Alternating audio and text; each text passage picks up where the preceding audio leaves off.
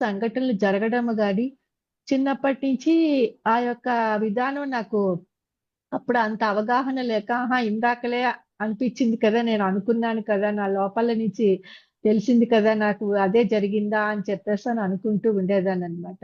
అందుకనే నాన్నగారు చాలా భయపడి, ఒక అరగంటలో నా కూతుర్ని నేను చూసుకోవాలంటే వెళ్ళే దగ్గర సంబంధమే నేను చేస్తాను అని అంటము.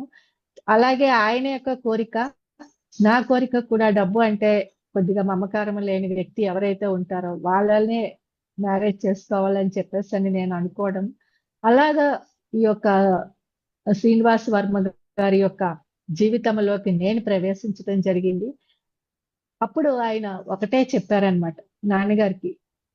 ఎప్పుడు కూడా నా మూలంగా మీ అమ్మాయి బాధపడే రోజు నేను రానివ్వను అని చెప్పేసని.